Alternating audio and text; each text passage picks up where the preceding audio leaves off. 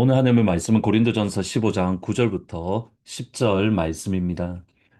나는 사도 중에 가장 작은 자라 나는 하나님의 교회를 박해하였으므로 사도라 칭함을 감당하지 못할 자니라.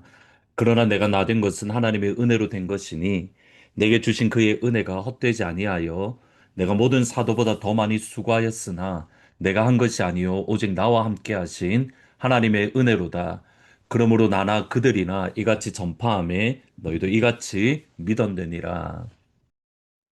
복음을 굳게 지키고 헛되이 믿지 않으면 그것으로 말미암아 구원을 받습니다. 복음에는 하나님의 의가 나타나서 모든 자에게 믿음으로 믿음에 이르게 하나니 그 이유는 무엇이냐면 복음에는 하나님의 구원을 주시는 능력이 되기 때문입니다. 그러면 그 복음이 무엇인가? 고린도전서 15장에 보시면 크게 네 가지 동사로 사용합니다. 성경대로 예수님께서 우리 죄를 위하여 십자가에 죽으셨습니다. 예수님께서 장사 지낸 바 되었습니다. 세 번째는 예수님께서 성경대로 다시 3일 만에 부활하셨습니다. 네 번째로는 제자들에게 예수님이 나타나셨습니다. 먼저는 게바에게, 베드로에게, 그리고 12제자들, 500명들, 그리고 야고보와 그리고 바울에게 예수님은 죽으시고 부활하신 예수님이 그들에게 보이시고 나타내 주신 겁니다. 바울은 자신에게 예수님의 나타나심에 대해서 영광스러운 고백을 합니다. 고린도전서 15장 9절에서 10절 저희들이 읽었던 말씀을 보시면 나는 사도 중에 가장 작은 자라 나는 하나님의 교회를 박해하였으므로 사도라 칭함받기를 감당하지 못할 자니라. 그러나 내가 나된 것은 하나님의 은혜로 된 것이니 내게 주신 그의 은혜가 헛되지 아니하여 내가 모든 사도보다 더 많이 수고하였으나 내가 한 것이 아니요 오직 나와 함께 하신 하나님의 은혜로다. 그러므로 나나 그들이나 이같이 전파함에 너희도 이같이 믿었느니라. 예수님의 죽으심과 부활하심을 경험한 바울은 나는 사도라고 칭함받기에 합당하지 않습니다. 감당할 수 없습니다. 라고 고백을 합니다. 바울의 바울된 것은 오직 하나님의 은혜입니다. 모든 것이 아버지의 은혜입니다. 복음에 감격이 있다는 것은 모든 것이 아버지의 은혜임을 인정하고 고백하는 것. 그러기에 예수 믿는 그리스도인에게는 교만이 있을 수 없습니다. 철저하게 아버지 앞에 낮아질 수밖에 없습니다. 왜냐하면 내 안에 선한 것이 하나도 없음을 나는 알기 때문입니다. 하나님 보시기에 나는 악한 자이기에 오직 하나님의 심판과 하나님의 진노만 있을 뿐입니다. 그런 나를 하나님께서 은혜로, 하나님의 사랑으로, 하나님의 긍휼로, 하나님의 러빙 카인드네스로 우리를 구원해 주셨습니다. 아버지의 자녀로 삼아 주셨고 하나님 보기에 존귀한 자로 불러 주셨습니다. 이 모든 것이 아버지의 은혜입니다. 바울이 고린도전서를 기록할 때가 대략 한 AD 55년 전후입니다. 이때는 바울이 예수님을 만난 지, 그러니까 다메섹에서 예수님을 만난 지 대략 한 25년 정도 지난 시점입니다. 바울이 일반적으로 예수님을 만났던 시점이 대략 한 AD 30년에서 또는 33년 그 어간에이기 때문에 대략 한 20년, 25년 정도 지났습니다. 그때가 지났음에도 20년이 훌쩍 지났음에도 불구하고 바울의 마음속에는 나를 구원하신 아버지의 은혜, 한량없으신 하나님의 은혜에 감격하고 또 감사하고 있습니다. 이것은 바울의 마지막 성경인 그러니까 바울의 가장 노년에 기록한 디모데전서에서도 역시 마찬가지입니다. 디모데전서는 바울이 로마 감옥에서 풀려난 이후에 기록된 것으로 생각을 하면 대략 한 AD 62년, 63년 그 어간에 기록된 것으로 예수님을 만난 지 30년이 지난 이후입니다. 디모데전서 1장 15절에 보시면 믿보다 모든 사람들이 받을 만한 이 말이요 그리스도 예수께서 죄인을 구원하시려고 세상에 임하였도다. 죄인 중에 내가 괴순이라.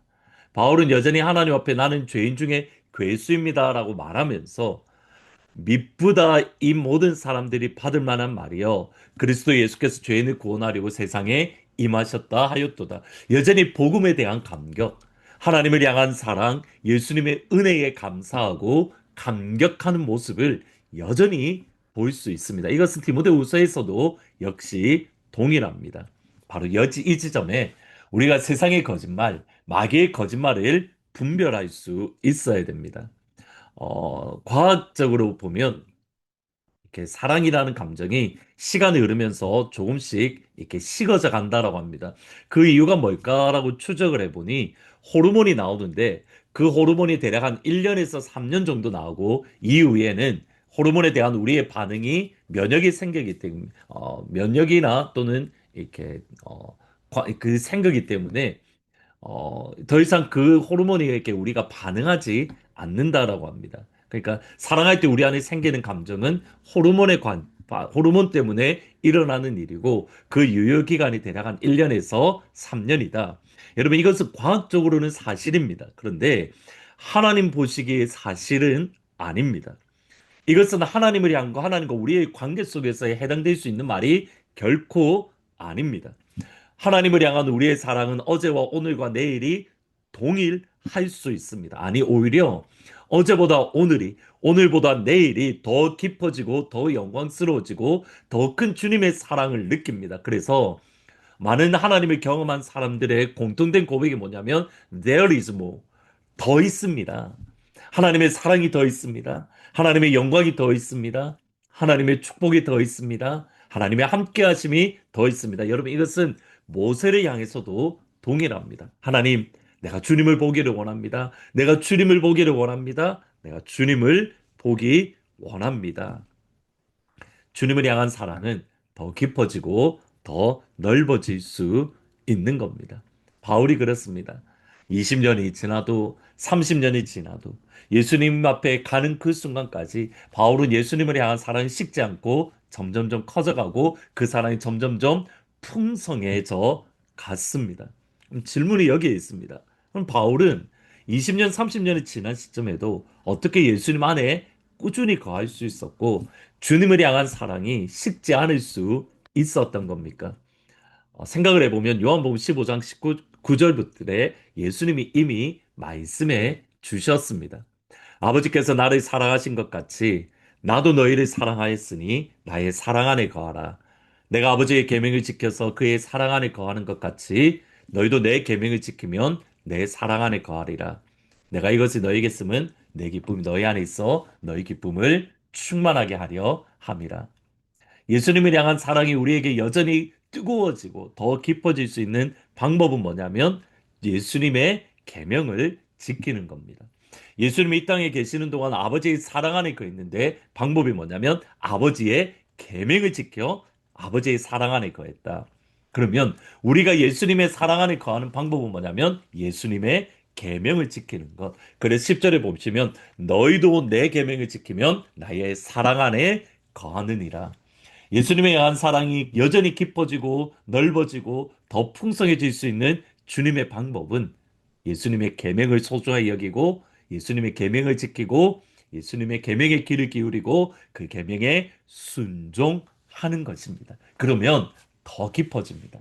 더 넓어집니다. 더 풍성해질 수 있습니다. 우리가 예수님을 만난 지 시간이 아마 오래되신 분들도 있고, 이제 갓 예수님을 믿기 시작한 분도 있을 겁니다. 우리가 주님을 향한 사랑이 식어지는 것을 당연하게 여기는 것이 아니라 더 주님을 사랑하고 더 주님의 계명을 지킴으로 시간이 갈수록 더 있다라는 것, 주님의 더 큰 사랑, 더 큰 은혜를 풍성하게 경험하는 우리 하늘문 모든 가족들이 다 되시기를 주님의 이름으로 축원합니다. 기도하시겠습니다. 예수님, 주님을 향한 사랑이 식지 않고 더 깊어지고 넓어지고 풍성해지기를 원합니다. 어제보단 오늘이, 오늘보단 내일이 예수님을 향한 사랑이 더욱더 깊어지고 넓어질 수 있도록 축복하여 주옵소서. 예수님, 우리를 불쌍히 여기시고 우리에게 그 은혜를 베풀어 주옵소서. 우리에게 혹시라도 예수님을 향한 사랑이 식지 않았는지 되돌아보게 하시고 하나님 주님을 향한 사랑이 식지 아니하고 커져갈 수 있도록 도우시고 특별히 여름 성경학교 가운데 있습니다. 하나님 우리 아이들이 예수님을 만나며 하나님을 경험하며 하나님의 은혜 안에 가할 수 있도록 축복하여 주옵소서. 예수님의 이름으로 기도합니다. 아멘.